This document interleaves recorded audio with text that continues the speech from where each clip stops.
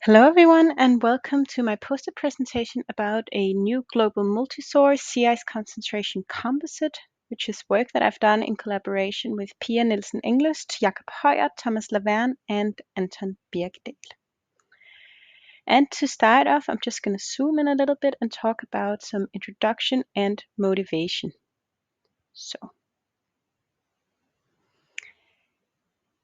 The motivation for doing this poster is that sea ice concentration is a vital climate indicator.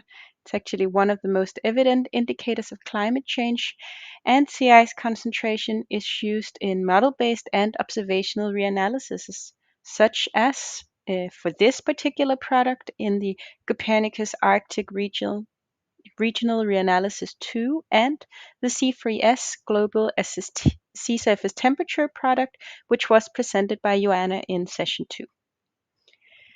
Typically, sea ice concentration products are based on passive microwave radiometer data, and there's a consistent update in the resolution of these radiometers. However, they are typically not used in the long-term sea ice concentration time series because we are afraid of introducing trends coming from a combination of products which are based on different sensors. So what we have tried to do is to actually use these newer high-resolution products by creating a multi-source composite from 1982 to 2023, where we then apply various filters to ensure that there is a consistency between the different sea ice concentration input data.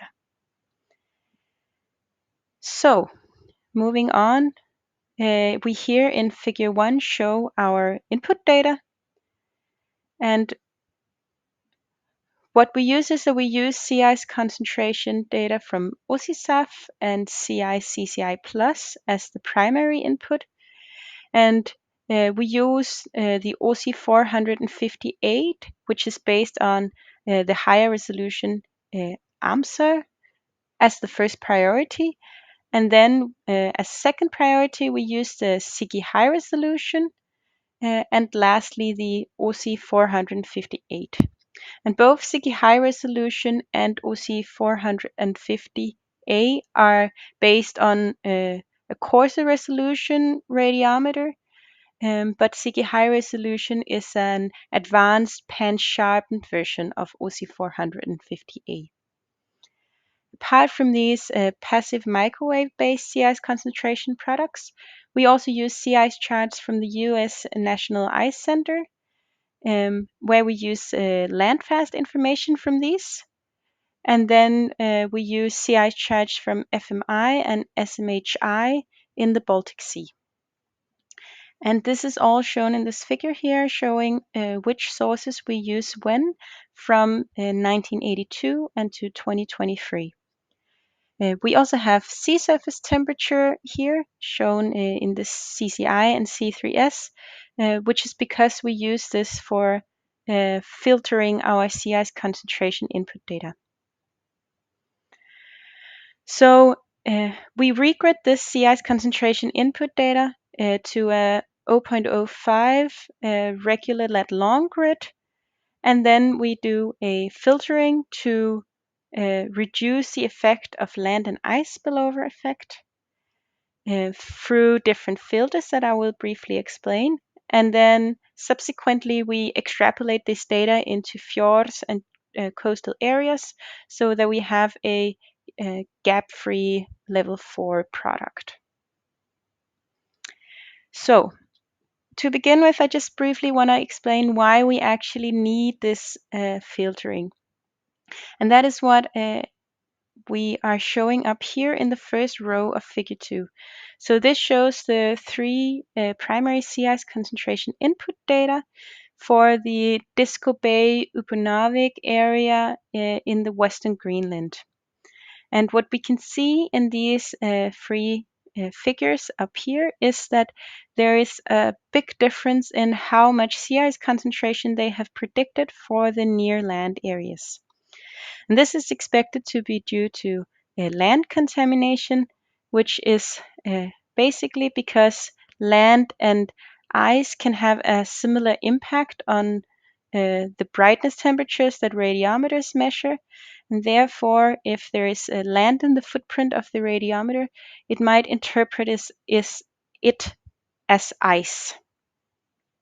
And this will therefore have a larger impact on the coarser resolution sensors.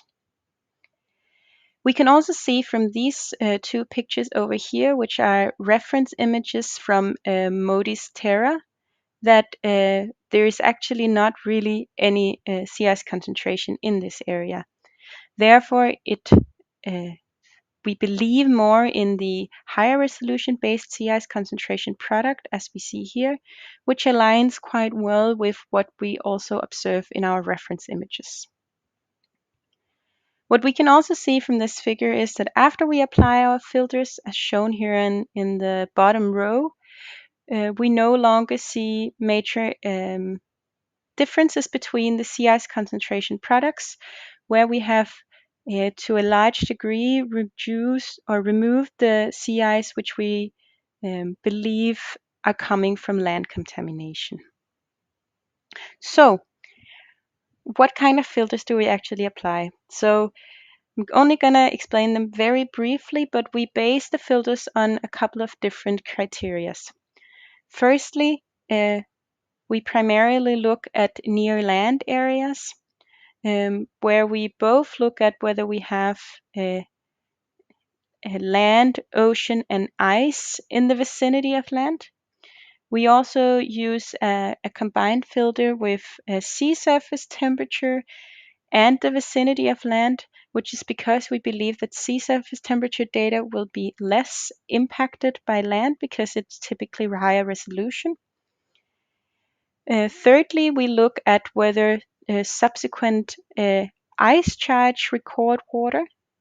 And lastly, we also have an intersensor bias correction where we use this OSI 458 as our baseline to do an adjustment of the CG high resolution and OSI 450A. So moving on, this all showed a quite local example looking at the 28th of July in 2017.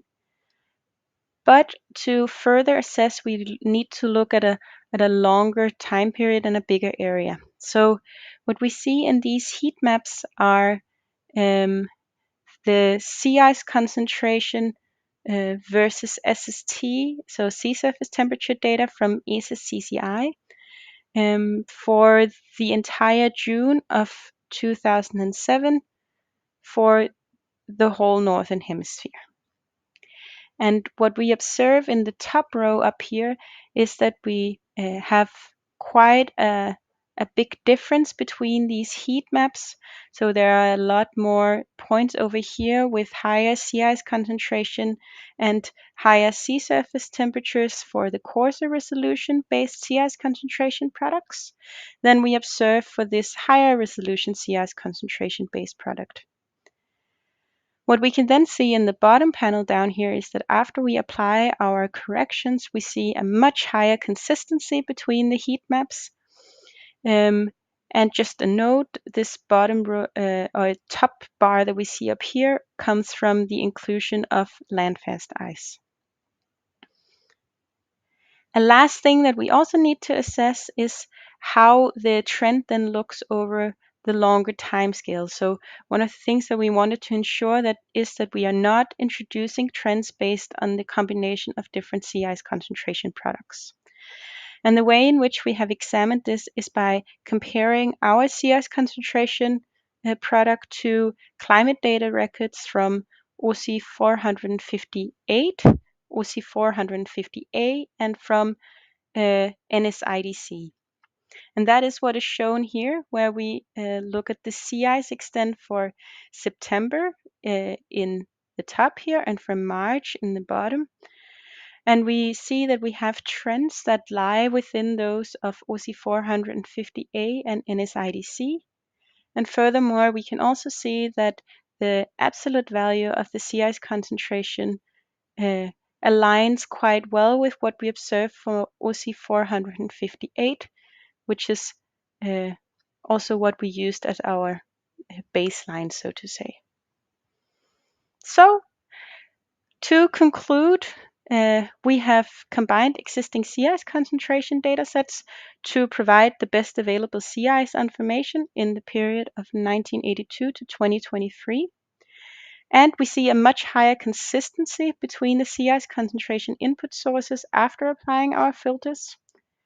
Furthermore, we see similar trends in the sea ice extent of our sea ice concentration product when compared to climate data records from NSIDC and OC 450A.